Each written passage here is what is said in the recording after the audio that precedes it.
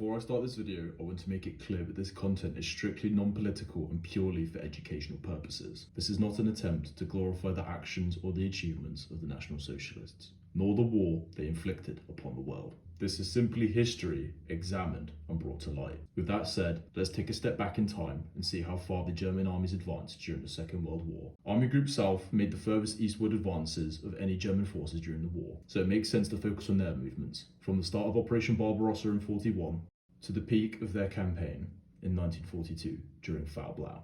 At their high water mark, German forces reached about 35 kilometers west of the city of Astrakhan, near the Caspian Sea.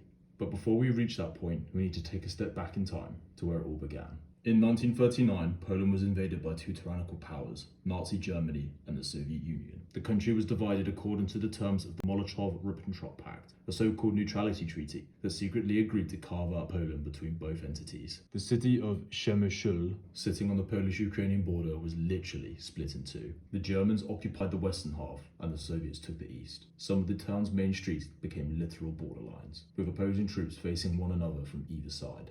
Throughout 1940, as Germany seized control over Western Europe, Soviet intelligence began uncovering evidence that Hitler was preparing to invade the USSR. These warnings were brought to Stalin, who refused to believe that Germany would violate their pact, especially it being just 2 years after they worked together to destroy the Polish state. When June 1941 arrived, those doubts were shattered. As Operation Barbarossa was launched, the city of Przemyśl quickly became a major traffic hub for Army Group South advance into western Ukraine, later which it developed into a crucial logistics centre. Due to its significance, I have decided to calculate the distance between Przemyśl and the furthest easterly point reached by German troops to work out how far they truly went. After being calculated, the distance is roughly 1,965 kilometers as the crow flies. Of course, this does not account for terrain, obstacles, or the twisting routes that the armies would have had to have taken during this time. This is a low-end estimate, with the true actual distance being much greater. So, what does 1,965 kilometers look like on a map? If we were to travel 1,965 kilometers heading west from Przemyśl, we'd cross all of Germany and France before ending up off the coast of Great Britain,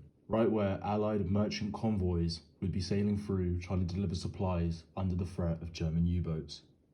Alternatively, heading north now, if you were to travel 1,965 kilometers, this would take you deep into northern Sweden, in the region of Norrbotten's län. During the war, Sweden was officially neutral, but this region was vital for its iron ore mines, which supplied the German industry. Under the Transit Agreement of 1940 to 1943, Sweden even allowed Axis troops to move through its territory to support operations in Norway and Finland. Many of those routes passed directly through Norrbotten.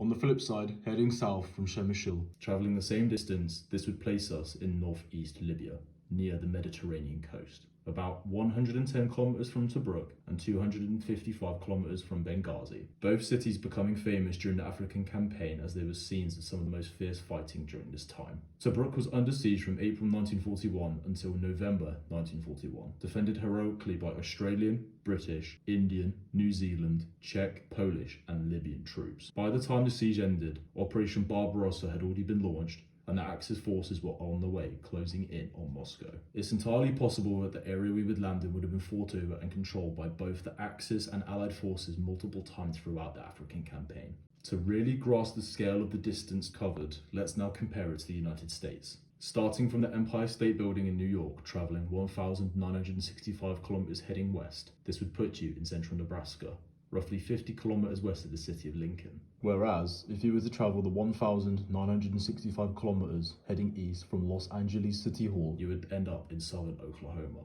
In other words, the straight line distance covered by Army Group South spanned nearly the same distance as half of the continental United States. To really hit home how far this distance truly was, let's now take the distance, 1,965 kilometers, and start off from Astrakhan.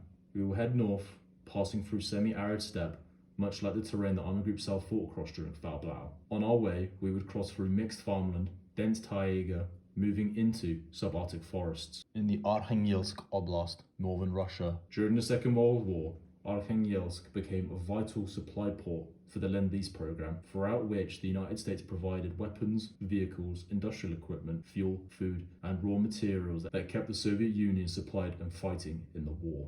Interestingly, Astrakhan and Arkhangelsk also formed the two endpoints of what was known as the AA line. This line was the intended goal of the German invasion, the point in which the Wehrmacht hoped to have reached before the end of 1941. And, by coincidence, the low-end estimate of Army Group South's advance almost mirrors that same north to south distance. Of course, the real distance covered by Army Group South is almost impossible to calculate exactly. Throughout the campaign, they advanced and retreated many times. Every kilometre came with resistance, exhaustion, and loss. This simple straight line measurement helps us visualise the scale, however it barely scratches the surface on what the Eastern Front truly demanded of those who fought there. I hope this video helps you appreciate just how vast those distances were, and how the geography of the Soviet Union shaped one of history's largest and most brutal wars. Thank you very much for watching. If you found this content interesting, please leave a like or comment, it really helps the channel grow. And of course, subscribe for more historical insights. Until next time, thank you.